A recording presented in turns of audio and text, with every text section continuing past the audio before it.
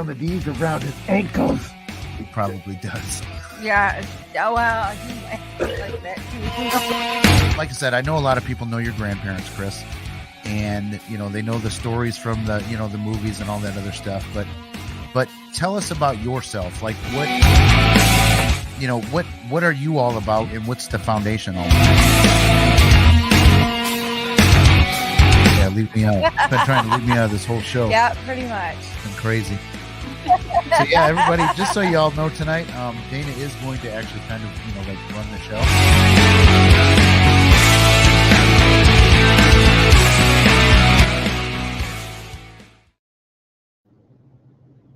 Good evening, everybody. How's everybody doing tonight? Tonight is going to be like an open format, just an open chat. I've got a couple things I want to talk about, a couple things maybe I want to do if people don't have any questions. Or let me go to the chat and see here. Yeah, so just chime in, let me know who's here, anything specific you want to talk about. If not, I've definitely got a few ideas. I see 3 people in here, and I don't know if anybody's watching. Man, this is quiet tonight. Hang on a second. I gotta see if I can adjust this.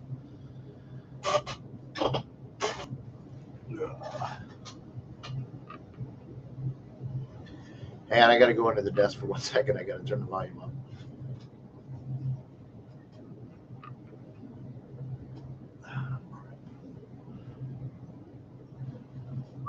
Bear with me.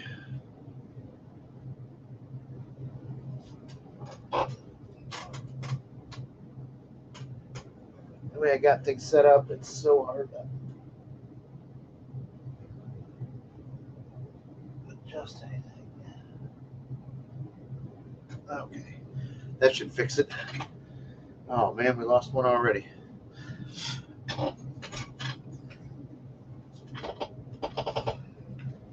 Hey Carmen, hey Rachel. I see we lost one already, all because I had to do some tech issues. No, I wasn't planning on going live tonight, but I don't know. I just got to keep doing it to keep in practice and to get better and all that other stuff, so that one day when I get up to like 15 viewers, I'll be good. It'll be a good show. Just kidding. So anything you guys want to talk about? You guys want to talk about the message circle that just happened? Or the, I guess gallery reading would be the more professional term for it. If people don't know, we're kind of, Dana's trying to, I'm sure people know, but I mean, if anybody rewatches, Dana is trying to kind of push Adam and get him out there, and not push him like you get to work, but just she's really trying to promote him and to get him out there doing gallery readings and private readings and all that other stuff. And hopefully his goal one day is to be able to quit his job and make a living doing that, which would be cool. So Rachel is crafting and watching and listening. So what are you crafting? Like witchcrafting or crafting? You never know with you. And I don't mean that in a bad way, but I've seen some of your posts before. And honestly, I'm kind of afraid to piss you off. So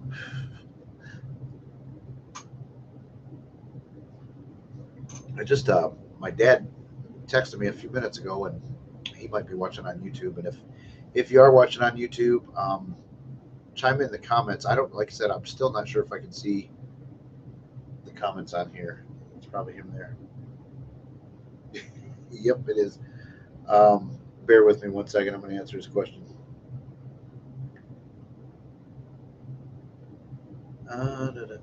Oh, she's not making anything witchy right now. Making something for myself.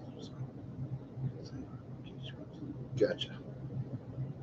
Okay, apparently this page isn't available. So, Dana, if you're watching, which doesn't look like you are, not even my wife watches, this is pathetic. This is how great I am.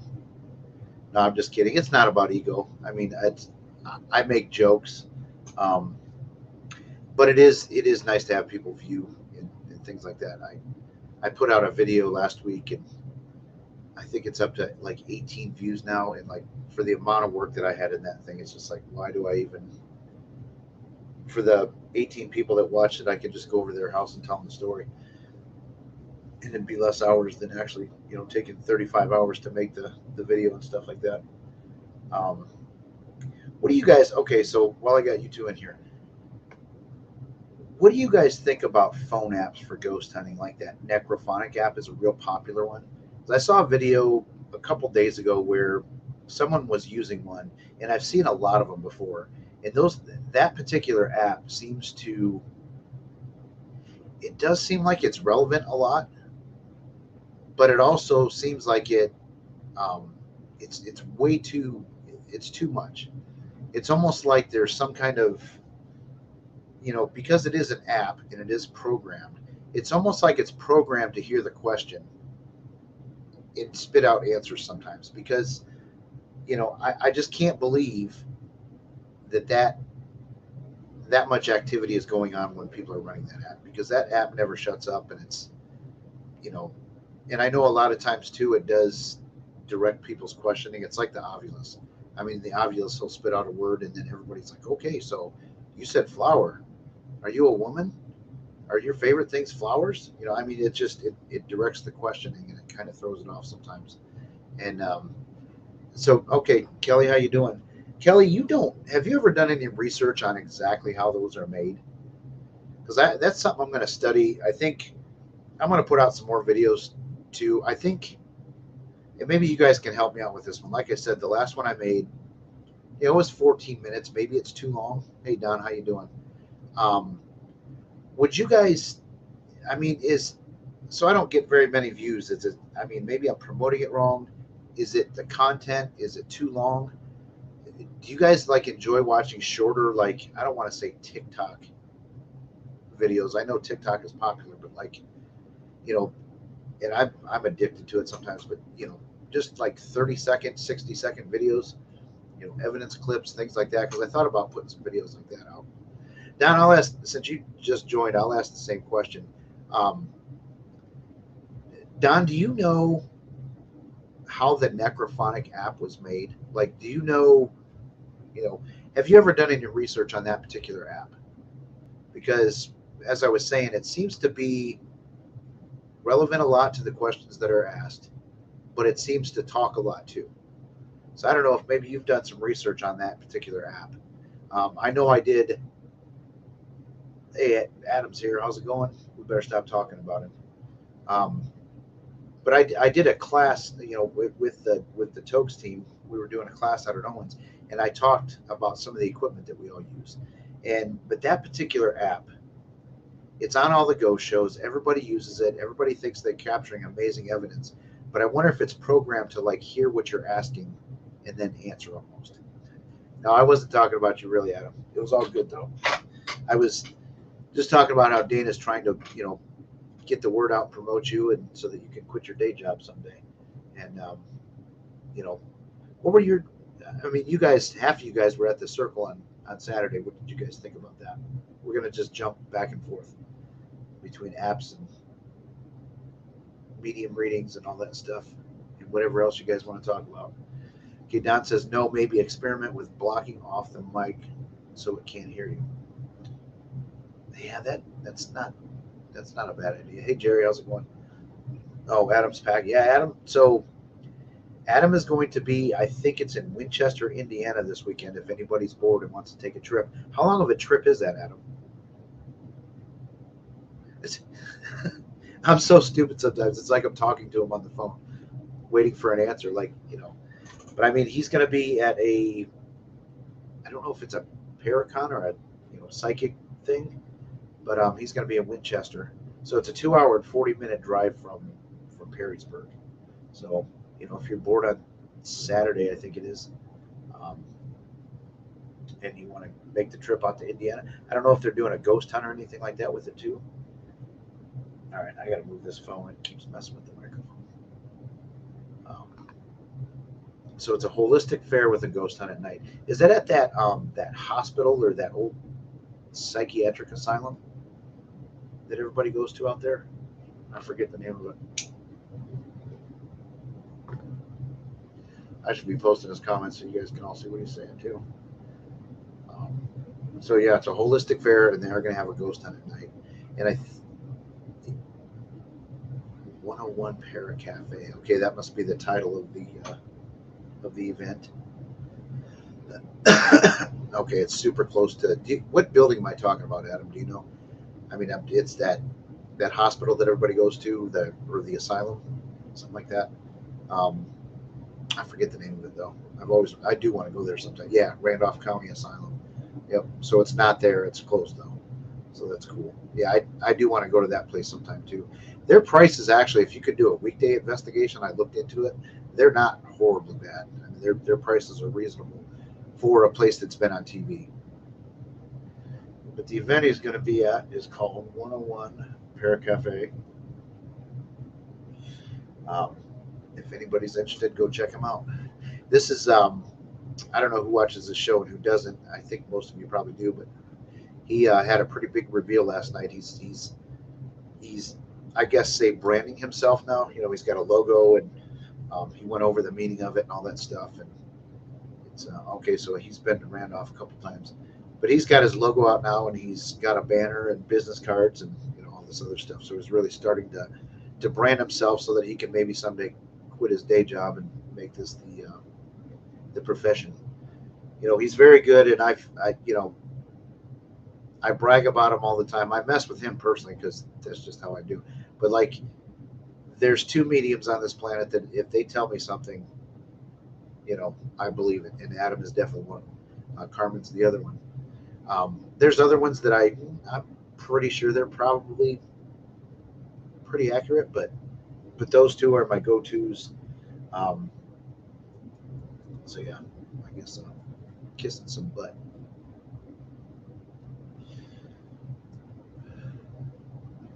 Oh, no problem, Adam. I mess with you. The whole Green Swamp tribute, all that fun stuff. Which I'm glad you did put a little green in your logo. I felt honored.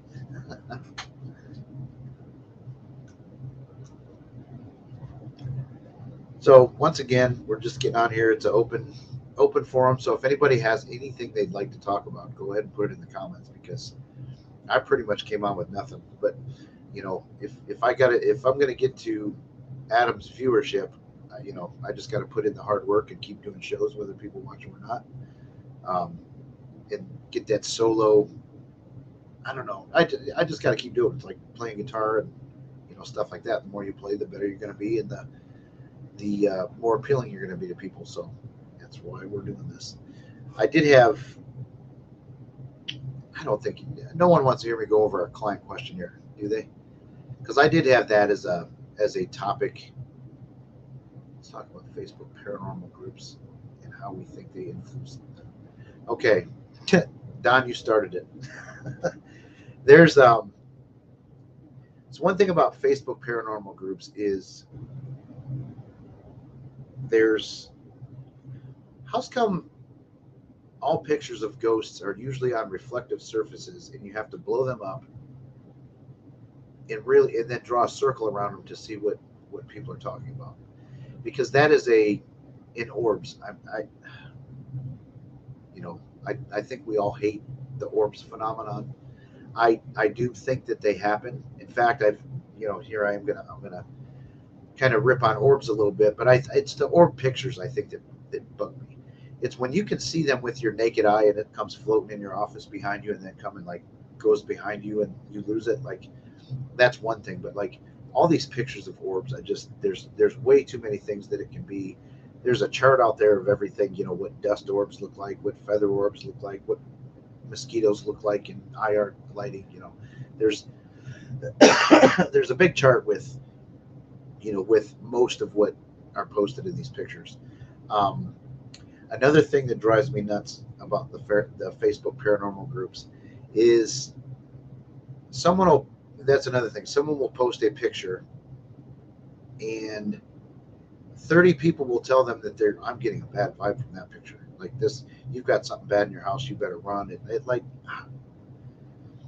Okay, my two medium friends, I know you guys can do remote things, and I know sometimes you can get feelings off pictures and things like that, but like, I guess I'm not being like persnickety if I pick on those types of comments on those posts, am I? Because and it's, a lot of times too, it's in those pictures that are taken of the the window, and there's 4 demons in the window because they circled them, and that's what their eye made out when it's probably a reflection or whatever. It's so Kelly doesn't. Yeah, Kelly doesn't really trust. Oops, where'd it go? Kelly doesn't trust photographic evidence either. I do agree the camera stuff is way too wonky. It's I don't want to say all photographs, but like if you really got to zoom in, and because to be honest with you, and I've done this before, I can probably take 4 random pictures and I can create a ghost in one of them with my head somehow. If you blow it up, zoom in on it, whatever, you will find something that looks like a ghost or looks like something out of place or anything like that. So, pictures of ghosts are, that's another thing. I'm very skeptical of them. Okay, what's Don saying? A lot of the blame stems from certain TV shows, absolutely. As far as the influence on the masses, with the paranormal groups and the paranormal shows, yeah, they definitely influence the masses. I mean, you see it when you watch paranormal investigators put out their YouTube videos. They're all like, let's be honest, they're all trying to be Zach Baggins. It's and I'm not gonna lie, I watch the shows, I like them. And going back to pictures, Chris is right here. It's I thought it was pareidolia, but paradilla, whatever it is. Yeah, you're right. It's your mind wants to create an image that it's familiar with, so that's what it's going to do. Let's see what Rachel said. Rachel, I video recorded myself sleeping for about a week for like an experiment, but I have one that looks like an orb. That was not the reason for recording myself. Yeah, I mean, I know people that have put like DVR cameras on themselves at night because they'll wake up and they feel like they're being tugged or something like that, and they're trying to catch it. I mean, there's nothing wrong. And there again, Rachel, an orb. Okay, this is something that a guy said last night about orbs. I was watching a show. The guy's name is Bill Slevin, I believe. He's a member of the Warren Legacy Foundation. What he said with orbs is that it will be a solid ball of light. It won't appear like see-through. And this is just what he said. So, and he's got a lot of experience. So I tend to, maybe think it made sense to me. A legit orb, and like I said, I've seen a couple here in my house. As I'm picking on orbs, I've seen a couple in the last couple months, and it was the same scenario. This little ball of light. It was about the size of an eraser. I watched it come in the office, very, very slow, and then it disappeared behind me. It happened 2 different times, and it's like I didn't even think to get my camera out. But okay. Rachel was putting the Fitbit to the test. So that was the experiment. I thought maybe you thought like a demon was coming after you or something. So what helps is knowing people or group that took them. Yes, for sure, Adam. And here's my thing too is I tend to like a lot of those paranormal groups are filled with people that aren't investigators, and they're just fans of paranormal stuff, which is great. And I think a lot of them just don't know any better because they watch the TV shows, and that's what kind of goes back to what Don said about it. They do influence because I don't think you've ever seen any of the TV shows where they haven't got something. And those of us that do it all the time, I mean, how many times have you gone and sat in a place and absolutely nothing happened? More often than not. So for them to catch something at every place they go is just, I don't think they're doing their due diligence to debunk things. Okay, I'm going to take a poll real quick. I was thinking about showing that video that I made because that might be a topic of conversation. Is I guess good practices in paranormal. So if anybody objects or wants to see the video, because I've got it set up that I can play it here. If we want to watch that, maybe like all of us together and chat about it, that would be cool. But if you guys aren't really interested in doing that, go ahead and chime in because that'll give me at least some content. but no, I started to say that so I do give people the benefit of the doubt. Um, Kelly, it's about, Kelly wants to know what the video is about. It's about, and I labeled it, I'm going to be honest, I was going specifically on this video for likes, traffic to my page, all this other stuff. And one thing that I said was, or looked up, is they said, do it in the form of a how-to, because I do it all the time. Like if my brakes are broke, how to fix brakes on my particular van, and, I'll Google that. So, so I put it in there as a how-to, but it's a video about like how to set up cameras. And it's, I'll give the backstory real quick, even though it's kind of in the video. So we were on an investigation. Carmen was there, Adam was there, and Dana was there, Jerry was there, and then two of the owners of the house were there with us. And I had my back to a hallway, and I heard footsteps, and I knew no one else was in the house. To me, they were clear as day that they were footsteps, and blah blah blah. So that's kind of the backstory. I would have shown this clip to, had I not done my due diligence and a good setup, I would have shown this video to the homeowner every day of the week and said, look, dude, you got something walking around in your house, and here's the audio evidence on 5 different devices, blah blah blah. But that last thing that I looked at, I don't want to ruin it, but let's go ahead and watch that video, because the last thing that I looked at was very important. Had I not set up right, I would have passed along, I guess, fake evidence to, not fake because it wasn't fake, but like bogus evidence to somebody. So here we go.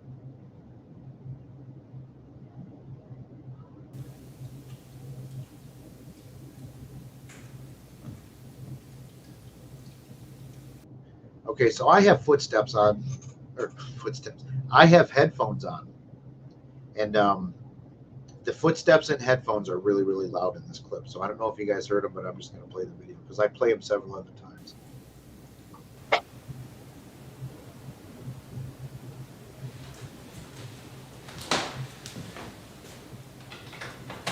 Is anybody downstairs? No, Is anybody upstairs? I don't think so, just right here.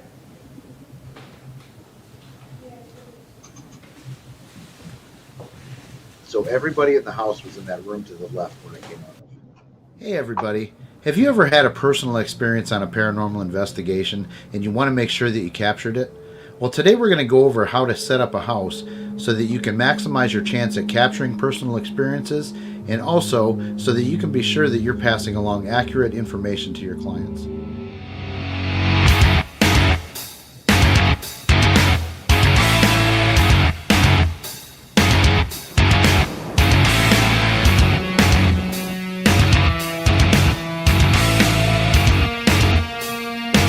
That clip, something told me to dig in the Twitter box, so I crawled over that fairly quick.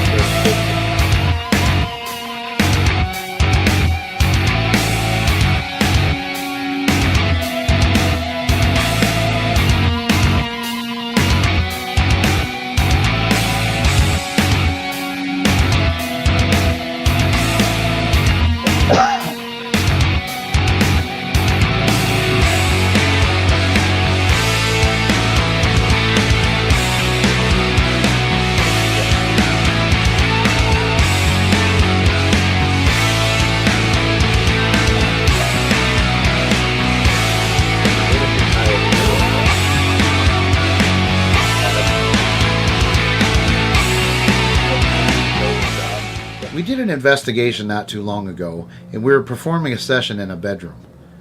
I had my back to the hallway as I was standing in the doorway. I really like to do that a lot of times. That way I can get a feel for what's going on in the house and not just what is happening with the session. So as I was standing in the doorway, I clearly heard footsteps. I couldn't tell if they were coming from above us or below us. So let's go ahead and roll that clip so you guys can see what that looked like.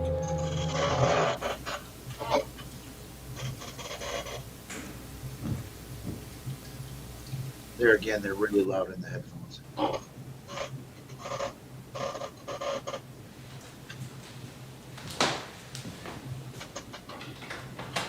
Is anybody downstairs? Think so? Is anybody upstairs? I don't think so, just right here.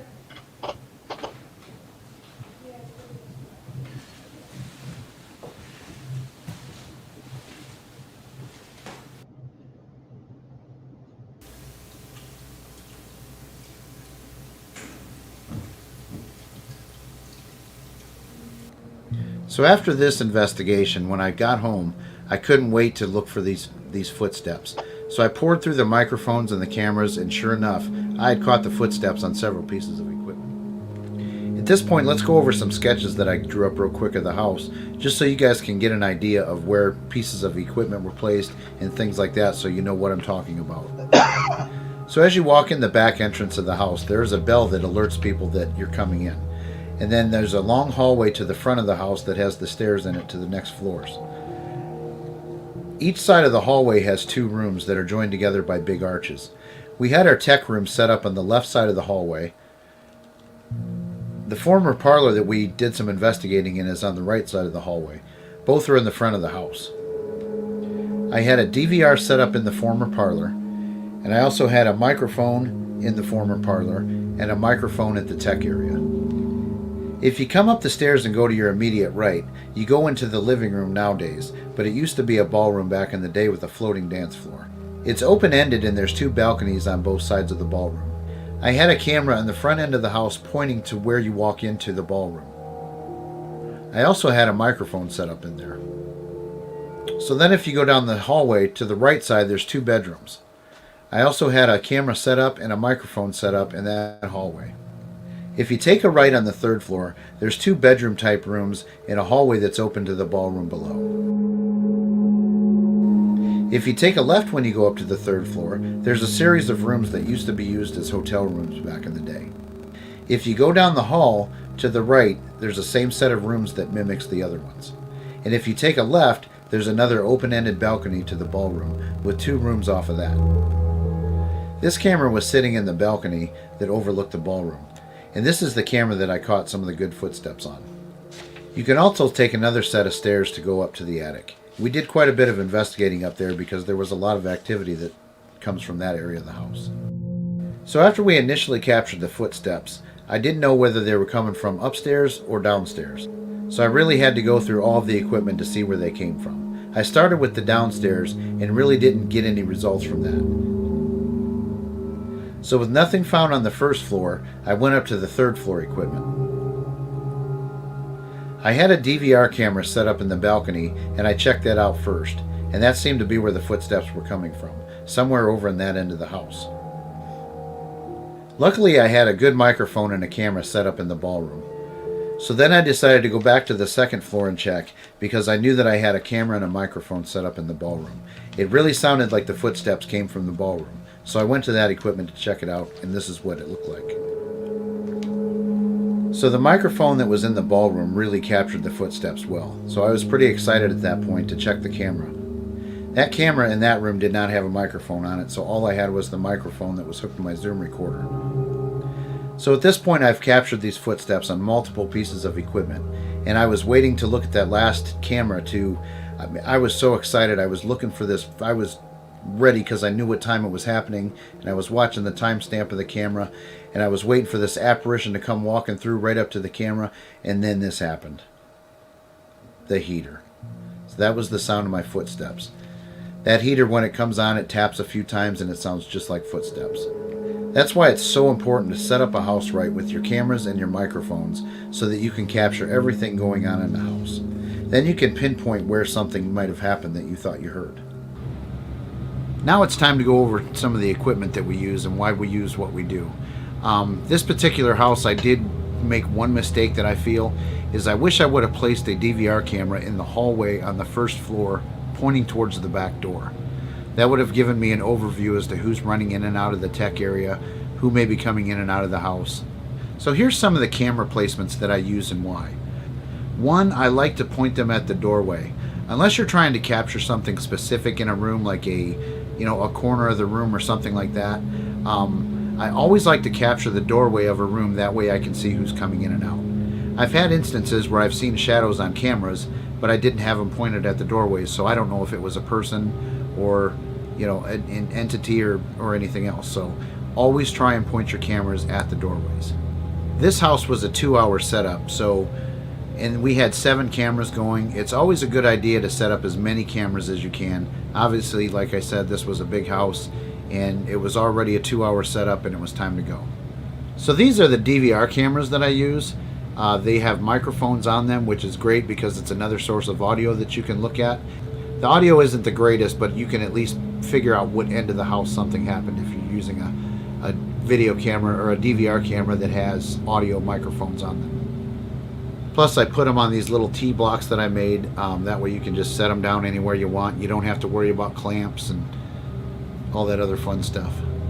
One thing that I learned too is that with those particular cameras, I had instances where they started whiting out, and I'll show you an example of that.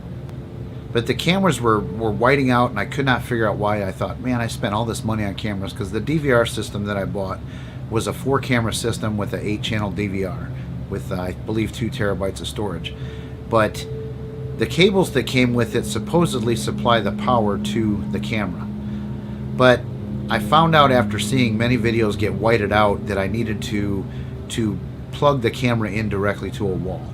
So I bought these little gadgets here, and make sure you're matching the voltage. These are 12 volts for my cameras. Yours may be less or more, but just make sure that you're matching the voltage from the power supply to the camera. And that cleared up all my issues. The signal was actually better, the picture was better, and I didn't have any more issues with the cameras whiting out. My second key to a successful setup is that I use a series of microphones that run into a Zoom recorder. It's a 4-channel recorder with a channel on it already too, so it's technically a 5-channel recorder. This is the one that I use. It's a Zoom H6. There's inputs on the sides for microphones, XLR cables on both sides, and then it also has the top microphone. This microphone is switchable to other variations of microphones. So fortunately, back in the day, I used to play music and was in a band, and I was in charge of most of the PA gear. So I have a slew of microphones that I can pick from and choose from, and I have miles and miles of cable.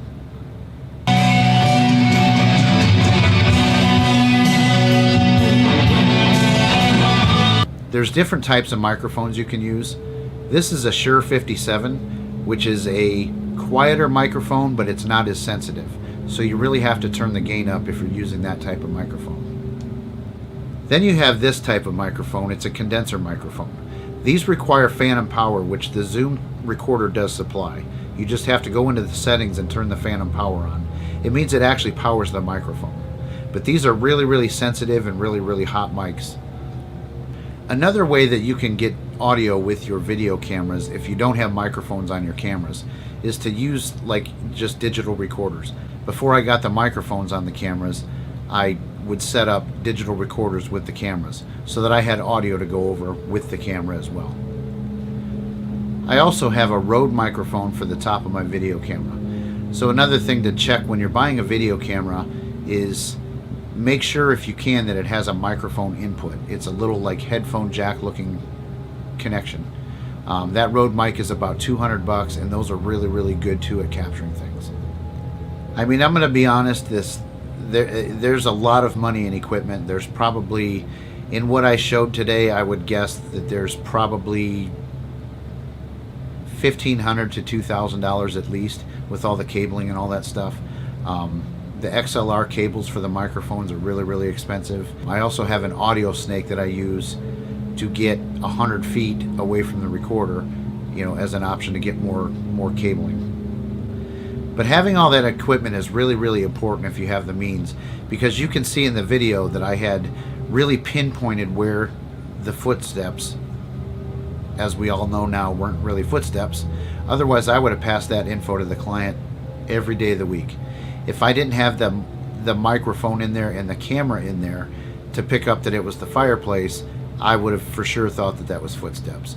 Now, it may not come off on the video as loud as it was, but when you have headphones on, you can really hear them. So it's very important to use this stuff to debunk more so than capture things. However, you do increase your odds of capturing paranormal activity the more stuff that you can set up. So anyway, go ahead and like and follow us. We are Boo Productions Paranormal on Facebook. We also have a YouTube channel under the same name. Instagram we kind of use sometimes, and I think we even have a TikTok channel. Join us for our live shows on Boo Productions Paranormal at 7 o'clock on Thursdays. That's Eastern Time.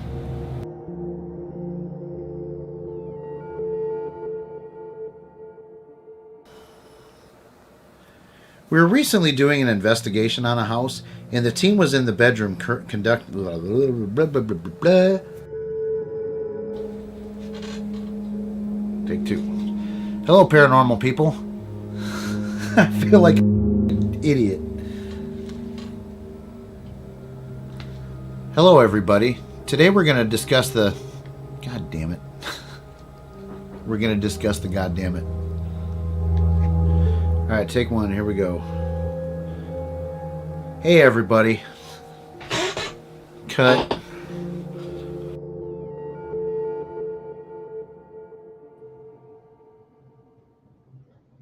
Okay, so there we have it. We'll come back in a second here and talk about it. Dana wants to introduce the grand puppy. Yes. She's not a puppy, though. Yeah, we might actually discuss goddamn it here in a minute. So this is Maggie, Maggie do. the new ghost dog. I'll get out of the way for a minute. So you can see how big. Everybody, we try to tell everybody how big she is, because people don't realize how big she is. So Hold on my foot. that's Boo and Bubba down there, and Maggie is actually, she's not even sitting. She's sitting up here. So that's Miss Maggie. Apparently Jeff's taking a break, so we're entertaining with chicken.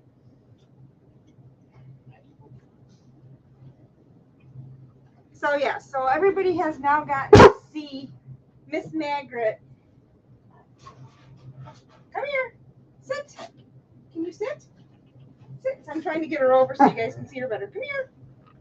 Come get it. Come get it. There you go. She's a big baby. She's the best cuddler though. And yes, Jeff's gonna explain the goddamn it topic in a minute here, as soon as he gets done with his refill.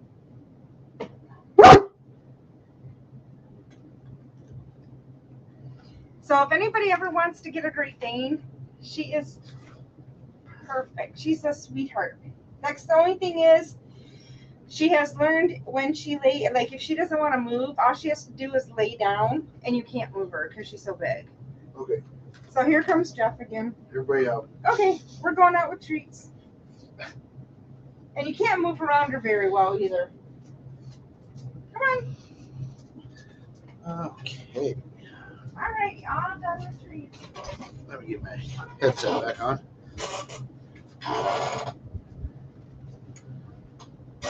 Yeah, so that was I guess the lesson in that whole thing is, okay, so there's some things in the video that you, like for some reason, my DVR, you can back up the files and you can back them up to an MP4, but it only plays the audio for some reason. I cannot get the video and the audio to sync. I even tried to convert it to an MP4 with other things and blah, blah, blah. So really there was more captures of that sound of the footsteps than what I was able to show, with the audio, because, I heard them on 3 different DVR cameras, and, so that's probably 6 or 7 pieces of equipment that I caught those footsteps on, or that's what I thought they were. And then, like I said, that last one, and you guys, you have no idea how excited I was to watch that camera. That was the last thing to go over, and I knew what time it was going to happen. I was like, oh my God, this is awesome. I'm going to see a ghost come walking right through. And I saw that fireplace click on. I was like, son of a bitch. But anyway, like I said, though, so I guess the lesson is, a good setup is important, because I had multiple things that I could go to so that I didn't pass along a faulty piece of, evidence to the client. Because they're not scared of the house or anything like that, but you don't want to tell them you heard somebody walking through a room if you didn't actually hear it, and even if you capture it, you want to make damn sure that that's what it is. So but anyway, like I said, that was the first video too, and here she comes. Here comes the horse. Come here, Maggie. Come here. What you doing, big girl? So So yeah, that, like I said, that's the first time I ever really tried to make like a how-to. So if people type in that question, I was hoping it would come up on YouTube, but it doesn't. Like I can type that direct question in there. I can type that exact question in there, or actually I type it up and it comes up. But like if Dana does a search for that question, it doesn't come up. So YouTube, I don't know. I don't know how it works. Apparently, I would figure that if you would type in a specific question and that was the title of a video, that would come up, pretty high in the search results. But apparently not. What are you doing? There's no more chicken in here.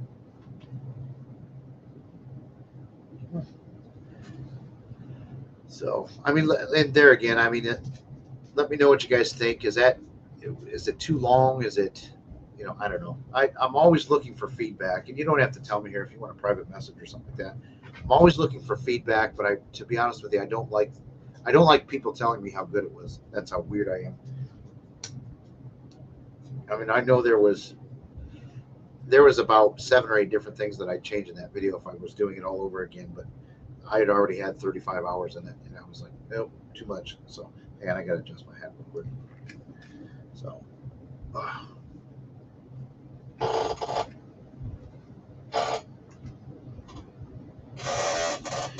so anyway, that was that. Anything else y'all want to talk about tonight? With the zeroing in with yeah, that's in like those.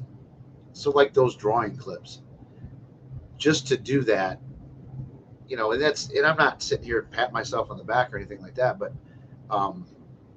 that's like a minute segment where I go over that drawings. That's probably took me 8 or 9 hours to do. So I had to videotape the drawings, snapshot it, put that effect on each, specific device. Then I wanted to go back through and find the actual camera and the microphone and highlight them and blah, blah, blah. So, I mean, it's, there is a ton of work that goes into something like that. So the green swap is still in training, Adam. Yeah, we're gonna do a competing show at 9:30 on Saturday mornings with the green swap medium. Just kidding. I'll wait till 10:30. Adam, listen, buddy. We both know no one's switching shows on that Saturday morning time slot. Yeah, the green swap focuses on the dark arts, dark readings. But anyway, I've seen orbs real time with my own eyes. Yeah, Chris, we can get back to talking about that kind of stuff. Like, that's kind of the only time that I believe it, is that if you're actually seeing it with your real eyes, and certainly not on security system cameras. I mean, those are just debunkable 1,000 ways every day of the week. Yeah, Adam is he's more Hufflepuff. Actually, he's probably Gryffindor, and I'm definitely Slytherin. It's Hufflepuff, though, not Shufflepuff. So, well, I'm not going to do a super long show because, like I said, I'm kind of out of ideas. I think maybe if I do this again, another thing I might do I don't want to call it an educational show because I don't know that I'm qualified to educate anybody, but sometime I think we might go over our questionnaire that we use before we even decide to take on a case, because we've had a couple recent calls and potential cases where it's one red flag is if you call me and tell me that you've got some bad stuff going on and this and that, you sound believable and all this other stuff, but the first time that I ask you to do something to help me help you, I don't hear from you again. Honestly, you're looking for entertainment, I think. And that's actually happened a few times recently where you talk about a questionnaire and people don't want to. Don says, don't get me started on that.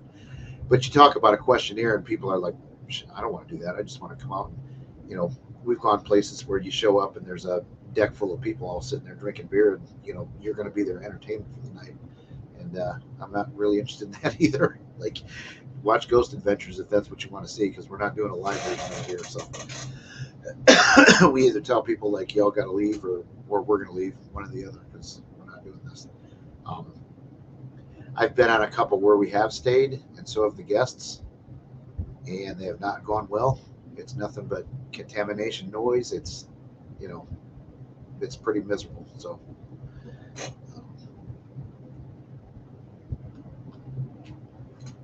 this is why I got to keep doing these solo shows, because I get stuck.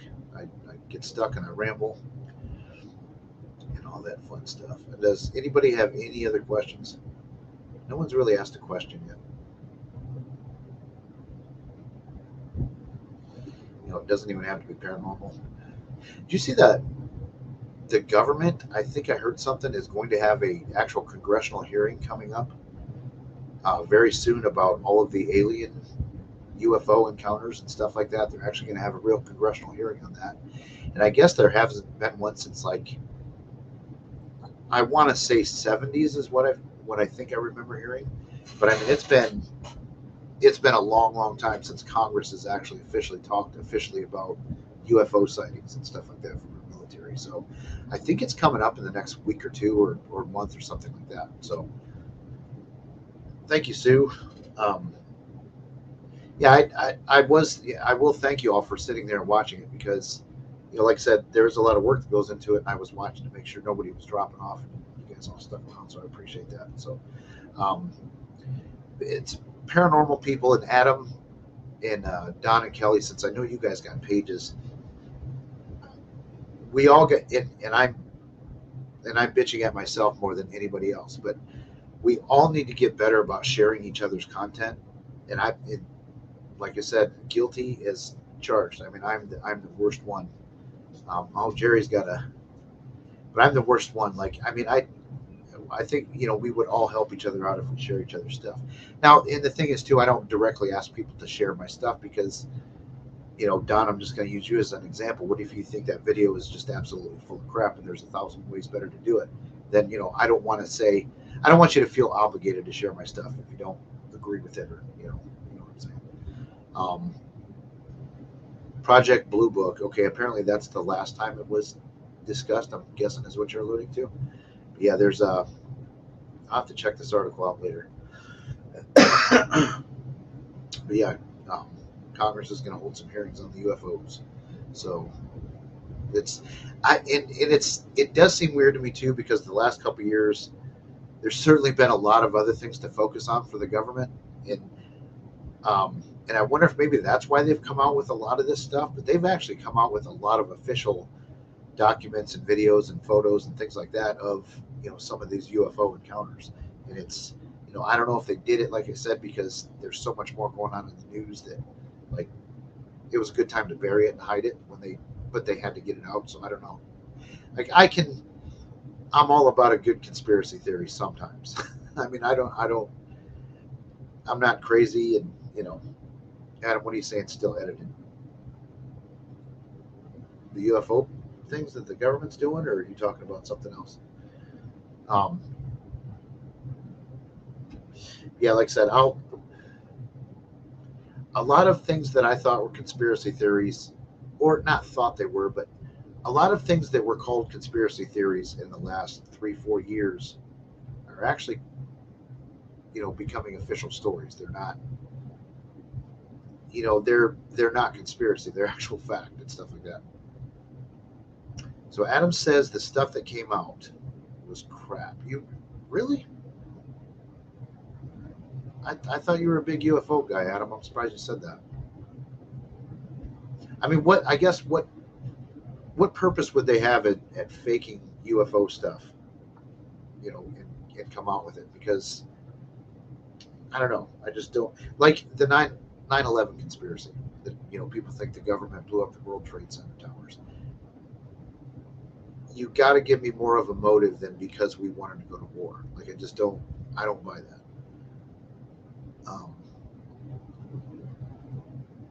Don says he thinks a lot of UFOs are. Yep. UFO experiments, and he says, you know, the Blackbird planes, drones, blah blah blah.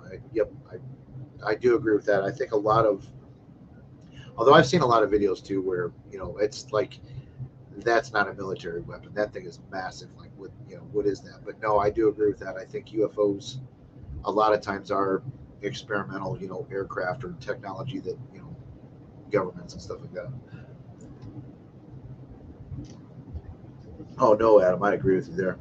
Adam says that it didn't show enough of what they knew. I agree. They'll never fully come out and admit, but that's what I said. I'm surprised that they're admitting to as much as they're admitting to, because usually it's, for the last, since the 60s or 70s, it's just been denied, denied, denied. It's like there's nothing out there. There's nothing out there. It's like, come on. Isn't there stuff at Wright Patterson? This is where, Dana, if you're still watching, ask Erin that question, because that's one of her favorite places to go to. She loves going to that Air Force Base and going to the museum and stuff like that. I don't know if there is or not. I'm not a huge UFO guy. Like, I really don't follow it. COVID is how we kill the Martians. Okay. Wow, you guys apparently, maybe we should do a show on UFO stuff. All of the compelling video evidence, the UFO stuff is usually the best, most interesting. Yeah, like, I know what you're saying on those paranormal shows. Yeah, a lot of that stuff is like, there's, the Osbournes Want to Believe is a show. They show a lot of that UFO stuff, but there's a few times where it's like, the objects are so big. It's like it's got to be a UFO. It has to be. There's no, it's not one of those Chinese lantern balloon thingies that float up in the sky that sometimes people mistake for them. It's just, I don't know. It's like, unless, and there again, sometimes some of those videos are probably purposely faked, not by the shows, but by people. So, I mean, you can really do a lot of stuff with digital technology, and you don't have to, have a lot of money to spend on equipment. So, please invite Mulder. I wonder if he's didn't they come out with that show again a few years ago? I thought they did like a reunion season or something like that. That's another show I never really watched, but I don't know why I didn't watch it, because I probably like that. Also, some people look at UFOs. Yeah, I don't want to say the person, but I know a couple people that draw connections between UFOs, aliens, Bigfoot, the cryptids, and goes, I do know quite a few people that really, and there's no convincing them that's not what it is. I mean, there's all of it is all connected to everything else. Everything in the paranormal. They say that that's actually a theory that I heard not too long ago, is that Bigfoot is actually like almost like an alien spacesuit. Like, that's what aliens use to walk around on the Earth. I don't know. Okay. Yeah, Adam, private, send me a message in the in our Facebook group or something like that. Because it would be cool to have a UFO guy on. Because it's the paranormal is not just ghosts and things like that. It's just, that's my end of it. I know nothing. I'd love to go on a Bigfoot hunt someday, but I know nothing about. There's people that, I guess there's people that put as much time into Bigfoot as I do into ghost stuff. And I just don't have time to get into the Bigfoot. I don't have time to get into the UFOs, but I do love hearing the people talk about it. So I think we should. I'm going to write that down, because we definitely should do an episode on UFOs. Yeah, Adam, one of your friends, actually a couple of them that I've seen on your show talk about, I'm trying to think if they were guests or just in the chat or what, but I mean, you've got a couple friends that believe that all of it is intertwined and, all that other stuff. So it's an interesting conversation, an interesting theory. I mean, there's a lot of videos out there that, assuming they're real, but okay, let's go to Bigfoot for 1 second. How's come no one's ever killed one, or at least come out with it, pictures of a dead one. No one's ever come across one that's, that has died. No,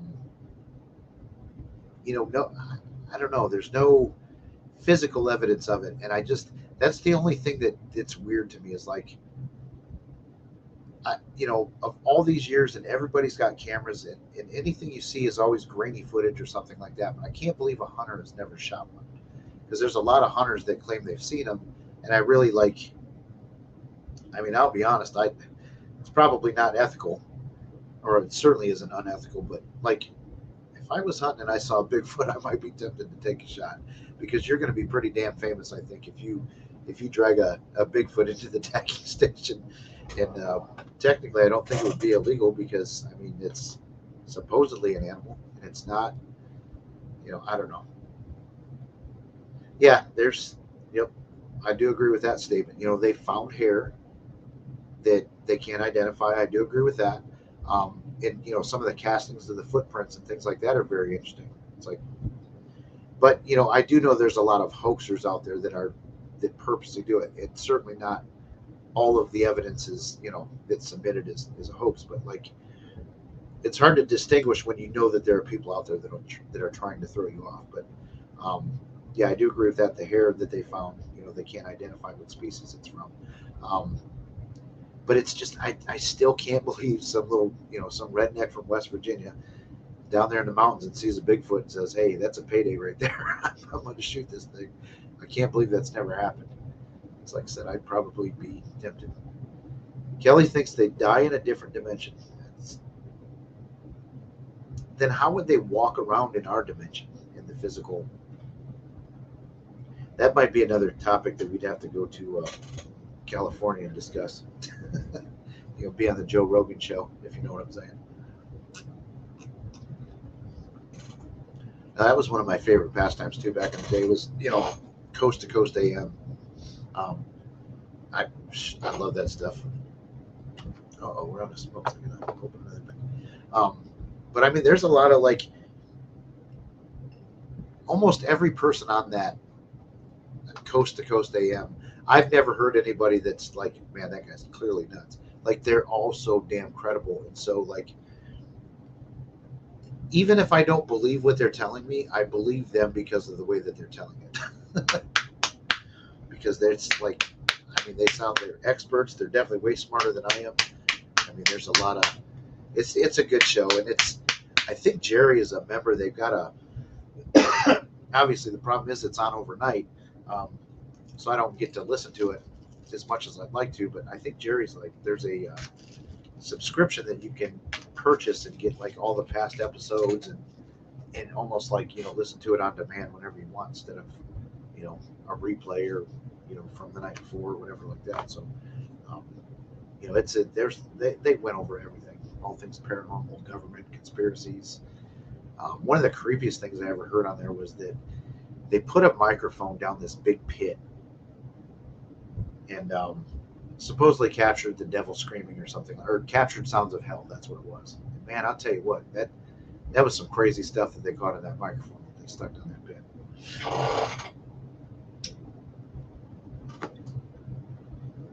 And so Chris is saying that if the story never changes, it's most likely true. Yeah, and that's the thing too about Bigfoot, is a lot of the stories are very, very, very similar. In the way that Bigfoot encounters people, or people somehow sneak up on it. Not that they're trying to, but they just happen to, like, Bigfoot was not aware that they were in the area, and like it's like a deer. Sometimes you walk up on them and spook them, but most of the time they know you're coming. If you're walking around in the wood. So Don disagrees with Chris, and I guess I kind of do too, because I mean it there again, it's context and all what you're talking about and stuff like that, because there's a lot of stories that people start, like, for example, Collingwood. That's another project that I'm working on. There's a lot of stories that came from Collingwood that are all the same, but none of them are confirmed. And it's like, I almost think people believe based on the 3 people that they heard it from. So then they tell stories. So now you got 4 or 5 people telling the same story. And it's just, and it could be, I'm not saying the first person made it up, but it could be a mistake. Let's see what Anthony has to say here. Hi there. England. Wow. Thanks for joining us. I have not heard of the Tamworth Twister Howling. What is that? on TV here in England. I was wondering you don't believe Bigfoot exists. No, I there again, Anthony. I don't want to say I don't believe that they don't exist because I kind of tend to believe that they do. I'm really surprised that we've never brought one in, a dead one, or the same with aliens. I mean, I really believe that they exist too, but we've never, I guess if they do interact with us on Earth and physically come out of their craft and stuff like that, how has no one ever, I hate to say it, it's, it boils down kind of to the rednecks. Like, somebody in West Virginia is looking at that alien and be like, hey, I'm going to shoot that guy because it's a paycheck. And, I think we would see dead bodies unless what Kelly was saying is true, is that then their body goes into some other dimension, because that's a whole other topic too, is, the topic of the fourth dimension and stuff like that is, and there again, I would have to have people on to talk about that, because there's a lot of stuff that I know paranormal people talk about, a lot of, theory things and stuff like that just, they're beyond my knowledge of anything about it, so I can't even talk about it. I have heard some talk about the fourth dimension, and the way it was explained to me is pretty, like, maybe the ghosts are in the fourth dimension, and like the way as it was explained to me is that, like, so like if you take a two-dimensional drawing, which is a piece of paper with a stick figure on it, and all that stick figure can see is what's on that paper. That's it. It can't see above it, below it, beside it, just what's on that paper. So the third dimension entering the second dimension is, say there's that piece of paper. If I take my finger and touch the paper, that's the third entering into the second dimension. So then, the theory is that the fourth dimension is something similar like that, engaging in the third dimension. And that's the short way to explain it. But the guy disappeared. That's possible too. I mean, but okay, so allegedly a Bigfoot body was found a few years ago in a cooler, but the guy disappeared. So I mean, I'm assuming that you're thinking, like, the theory is that the government made him disappear, But there again, why, if Bigfoot is out there, it exists, and the government knows about it, why would they cover that up? There's just, to me, I guess for a cover-up, there needs to be motive. Oh, Don's saying I'm wrong. But there needs to be motivation for a cover-up. There's no, like, the government doesn't gain anything by covering up Bigfoot if they have knowledge that it exists and proof and stuff like that. There's nothing to gain by hiding that. So I don't know why. Oh, okay. So the guy made a scam. Yep. Gotcha. But I mean, I know some people that have been abducted by aliens say that the government has pulled them aside and shut them up and blah blah blah.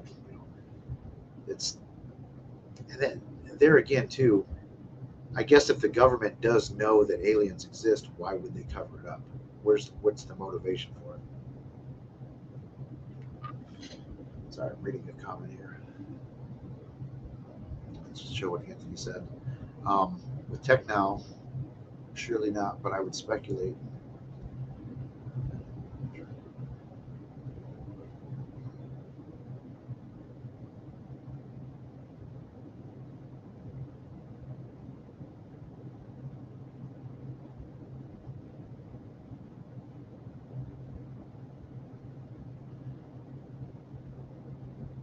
I'm sorry, I'm just trying to, like, in a live situation here, analyze your comment. Do you not think Bigfoot has a plan? Like, what? I'm not really sure exactly what you're saying with that. Like, I mean, maybe they're just a species that is very, very good at being evasive, and they don't want to be seen. I mean, most animals, I would say, out in the wild, and I guess I'm going to kind of equate it to an animal, but they don't want to be seen. I mean, deer are, any deer hunter knows that, like, you've got to get out there before they enter into the area that you're at. And if you're upwind from a deer, forget it. You're, they're not coming into your spot. Like they're very, they know when hunt season is, and they know how to evade you for the most part. But same with Bigfoot. Like, I mean, you could probably sneak up on one, you know. Like if you came and you were downwind and blah blah blah. And I think from what I know, I mean, they probably have a very good sense of smell and a very good sense of hearing. So, obviously better than most animals because you very rarely, sneak up on them and stuff like that. So I don't know. That's a whole nother. There's a lot of show ideas, I guess, that maybe I should venture out into one of those sometime. Adam had so he's got a UFO guy. So I'm going to talk to him. Maybe in a week or two we'll do a UFO show, and I just got to get a good knowledgeable guest on the topic because I don't know shit. So I got to let somebody on that knows what they're talking about. Yeah, we do have heat-seeking equipment. I agree. Some of those Bigfoot shows too. It's like, did they get one? I don't know. It's certainly interesting what they show, and like you said, with the heat-seeking technology, I mean, there's a lot of, but there again, if you can't make it out with the features, you don't know exactly what it is. Yeah, I agree, Don. If people can evade child support, Bigfoot can probably evade people. Yeah, Dad, you sent me a message when I was already on. I was hoping you found us. So, and that's another thing too with actually with all things paranormal topics is that you can really get people arguing because people will die on their hill, man. They've got their beliefs, and if anybody doesn't believe that too, they will they will die on that hill defending it. Like I did a job out in Bowling Green, and it was a job for this lady was an actual scientist for the university, and she studied. I'm trying not to laugh because I'm sure this is important for some reason, but she studied fish hearing and how fish can hear or not hear, or I don't know. But that was pretty much like the bulk of her life's work, and but she's scientifically minded, and I mean it was like a 2-month job, and we talked daily about there was nothing I could tell her or anything like that where she would ever believe that ghosts roam the planet. She would not believe it. She bought me a book about a skeptic's book. She wanted me to read it, which I read everything. I'm still skeptical on a lot of stuff. But there was no way that I could capture a ghost in her house and bring it to her and say, "Here, see, this is proof. This is proof," and she would somehow tell me it's not. So I don't know. It's kind of funny. No, I have no idea what the first alien name was. Yep, this is a true statement too. We believe what we believe, hopefully based on truth and fact and not speculation. I do agree with that, except the paranormal field, there's not a whole lot of fact. I mean, like it's almost kind of like a religious type topic. Like I believe that God exists. I have faith. There's nothing you could ever say to convince me that God doesn't exist. I can't prove it in any way, and that's a lot of with the paranormal stuff. It's like there again, I have faith that ghosts exist because I've encountered them. I can't necessarily scientifically prove it, but I'm telling you right now, when something walks up behind you and says, it speaks into your ear behind you and says, "I'm here," like that's a WTF moment. Like, I mean, but I can play the audio for people. But then scientists will be like, well, that could have been manipulated, or it could have been this, or it could have been that, or you could have captured somebody's cell phone signal. Like, I mean, there's always an excuse for what could have happened. But like, I'm telling you, something came up behind me and said that in my ear. So, yeah, Anthony, you're asking the wrong dude about you're asking the wrong dude about alien names and stuff like that. But Anthony, I'm assuming you follow our page and that's how you found us. But like I said, I think I'm definitely going to have, we'll do a Bigfoot show and we'll do a UFO show because I think a lot of people do like those topics. And there again, I've got to get, I don't want to say expert guests, but I mean, I've got to get people that actually study it and dedicate the time to that I dedicate to the ghost stuff because I don't know, I don't know that much about it. Maybe Jerry knows. Yeah, I agree. All accepted science was considered, poppycock, and that's, oh God, don't get me talking political stuff, but I mean, like, we're constantly told, believe the science, trust the science, blah, blah, blah. Yeah, but the scientists at one point, too, the consensus was that the earth was flat. And obviously that was not true. So you can have a consensus of scientists talking about anything, and it really doesn't matter because it only takes one scientist to disprove all of them. I mean, that's just how it is. That's a scientific definition, or a scientist is where I pull that from. It's not my thought. It's like, an actual scientist went on that rant one day.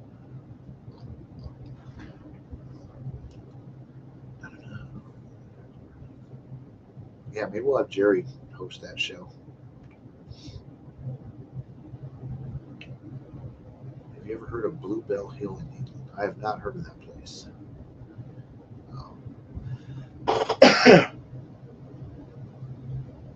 Yeah, that's another example of how science now is compared to what it was during the O.J. Simpson trial. I mean, DNA is like, I mean, everywhere now. Back then, it was kind of brand new. And there's a lot of, people that were convicted of crimes back in the day that, retried their case with DNA and have actually gotten off because the DNA is so believable that like it didn't prove what, they were sitting in jail for. That's true. Yeah, yep, exactly. And it's there again. I don't want to say that it's okay. I don't want to say it's my, because that's one phrase that a lot of people use nowadays is that, like, I don't want to think, I guess, that my truth is relevant. It's for me, I know ghosts exist because I've had those experiences. And I saw a girl choked out at the Collingwood Arts Center. Like, I mean, you cannot convince me that that's not what happened that day. Like, when you were there and you witnessed it and it happened. That same with a lot of the Bigfoot stuff and the alien stuff. There's a very good, God, was it on Netflix? I think it was Unsolved Mysteries. There was an episode where in this town, I think it was maybe in Connecticut or something like that, where like there was, within a short time period, there was about 5 or 6 people, and a few of them knew each other. They were abducted by aliens, and some of them didn't know each other, and they had different stories, so they weren't all like, sitting in the diner talking about their experience and things like that. But yeah, it's Unsolved Mysteries. I think it's the newest season that's out, and I think it's on Netflix. But that was a very good episode. Sorry, my voice is starting to go. Been around a lot of dust today, so yeah, Jerry, this is one of my dream places to go to is the Hellfire Caves. I actually know somebody that's in England right now, and if I had my way, they'd be going to all these places for me with a video camera.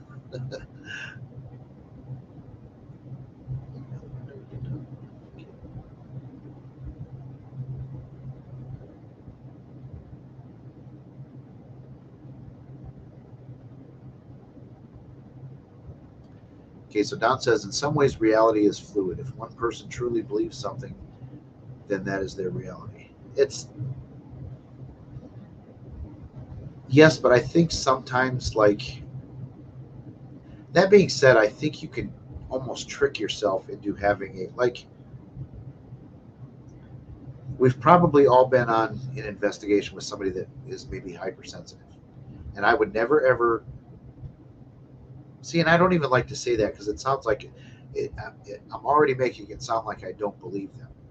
But it seems to me like if I'm sitting in a room and nothing is happening to me or anything like that, Jerry, We all know you experience that. Like nothing really happens to you, but you've got a person in the room that like this is going on, that's going on. This, it's like, are they really experiencing that, or is it like the desire to experience something is like making them experience something? Like I do believe you can manifest. You can. Okay, the Philip experiment. I've referenced it a few times, but the short story of that is that they did an experiment where a bunch of college kids, and I hope I get this right, they all met on a certain night and they would talk about their friend Philip, which Philip didn't exist. So once a week they would meet and they started talking about Philip, who didn't exist, but eventually they turned him into, like a realish person. And then they all started having experiences with Philip outside of the group experiment. Like it's almost like they actually manifested a spirit or something like that named Philip that was interacting with all of them. So, or they wanted to believe it. I don't know. That's a topic too that I should probably not talk about because I don't know what I'm talking about. But like, I do believe that like you can manifest a spirit or some kind of energy or something like that. Like if you're negative all the time, you're probably going to have more negative experiences because of that, because you're projecting that. I know Adam is a big believer in that, Carmen, and stuff like that. It's like if you project something out there, it's going to be part of your reality. Like,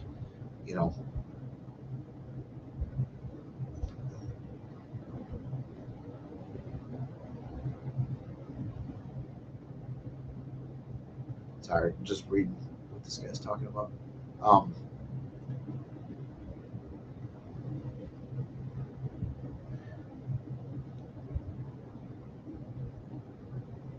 Yeah, that's it. Or a passing spirit became interested and decided to become Philip. That could be a possibility too. It's, I don't know, but they were legitimately, this was a scientific study, so they weren't, it wasn't like a bunch of goofy people just sitting there. It was legit science, and they legit like were having experiences with this friend of theirs named Philip that didn't exist. So it was crazy. I'm going to ask one more question, then I'll probably get off on here. But like, so Jerry said, talked about the Hellfire Caves. Everybody just in the comments, post your dream. Sorry, I'm getting Facebook Messenger. Post your dream location. Like, where's the place that you would like to go to the most? My personal one would be Aleister Crowley's mansion in Scotland. Right on the lake that Loch Ness is at. Like I would really love. That's probably that or Dracula's castle. But then Kelly had an article. I think I know what Kelly's going to say, because that's another spot too. That would probably be a number 2 or number 3 for me. Don would want to go to Easter Island. Okay. Is there claims of activity that happened there? Yep. So Kelly did put the third one that I was going to say. Is that this would be cool, Chernobyl. I think that would be a gnarly place to go.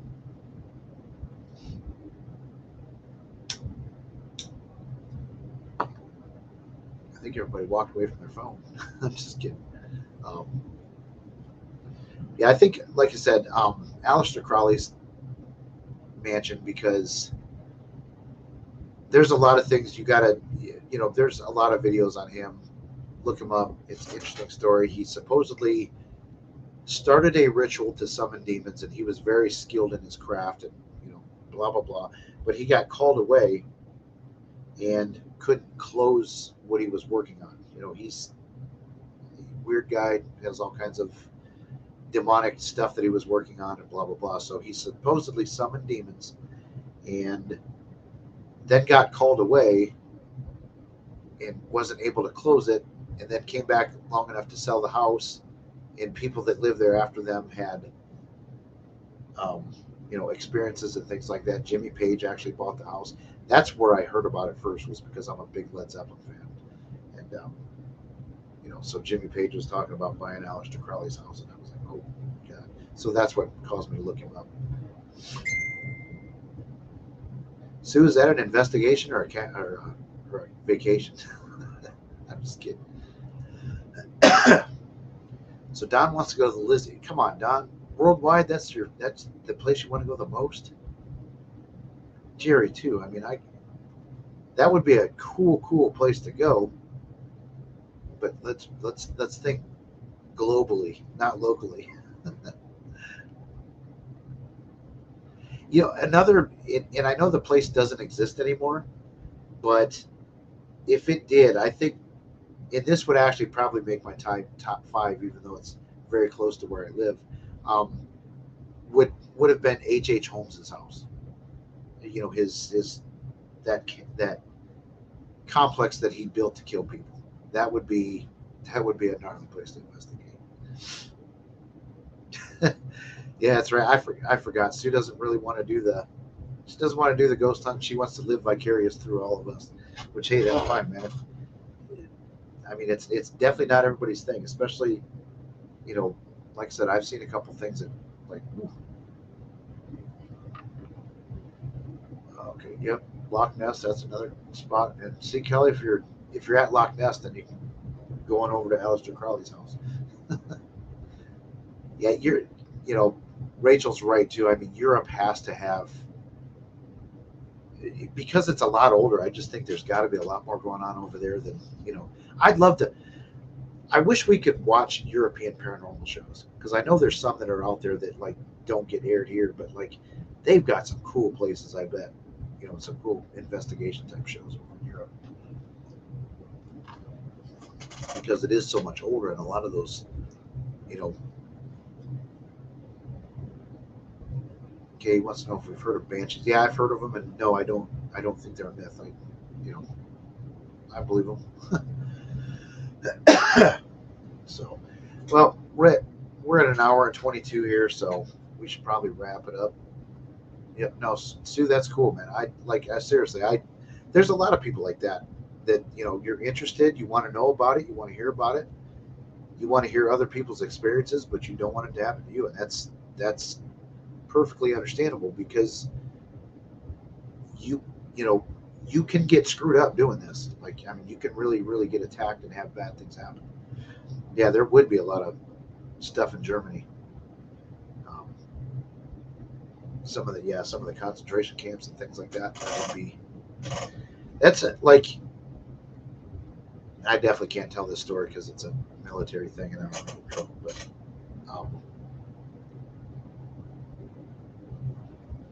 nope, I'm not going to say it. But I would love to go to Germany and have a free place to stay, because I would totally go through all that World War II stuff. All right, Dad. Good night. Love you too.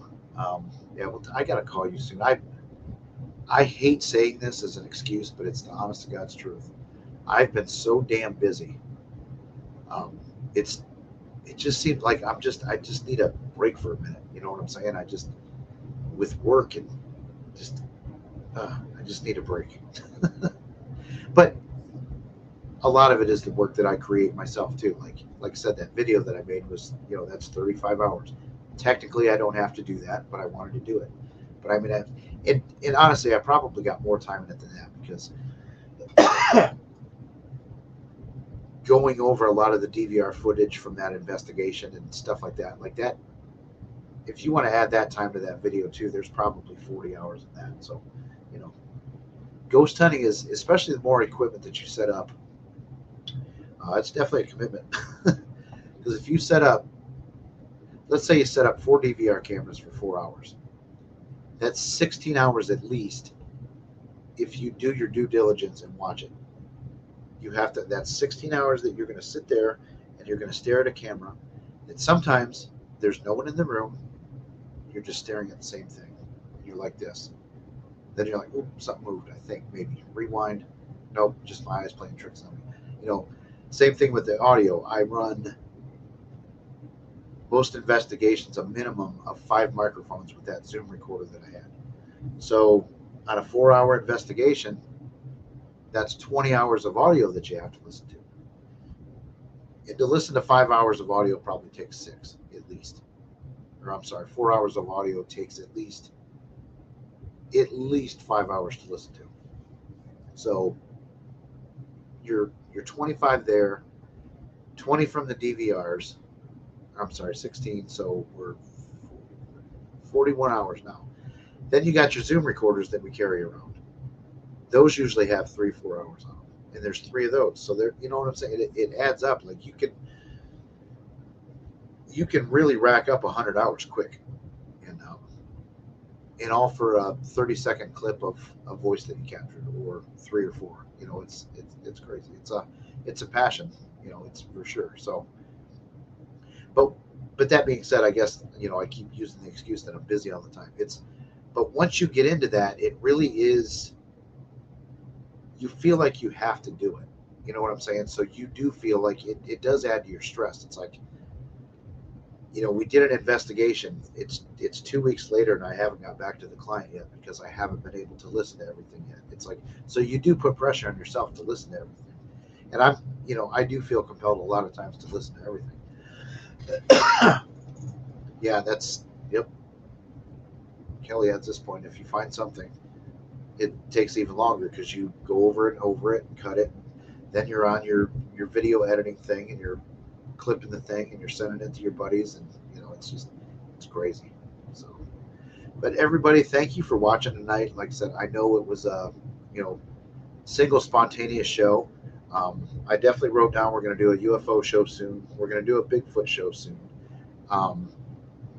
Grizz, I've got to get a hold of him. Like, we were all set to have him come on my show to talk about Collingwood, and then I saw that he had some health issues, so I never confirmed a date with him. I wanted to back off a little bit and let him have his time. So, hopefully we can get Grizz on. I thought the last guest that I had on, Joe Frankie, I thought he was fantastic. And by the way, Kelly, I'll talk to you about it later, but we got that book. You definitely got to get that. Joe's daughters wrote a book, kind of a commemoration, and how they dealt with. It's a kid's book on how they dealt with the passing of their grandmother, and it's fantastic. It's a good story. Even if you don't have kids or grandkids, buy it and give it to a kid, or keep it for yourself, or something like that. I mean, it's a good thing to support when younger people take initiative and work hard for something. I really feel like, and I didn't buy it just to give, like, they should be rewarded for their work. It's one of those type of situations. So, but everybody, my voice is definitely going, so I'm getting off of here. We're at an hour 30 minutes, and again, thanks everybody for watching.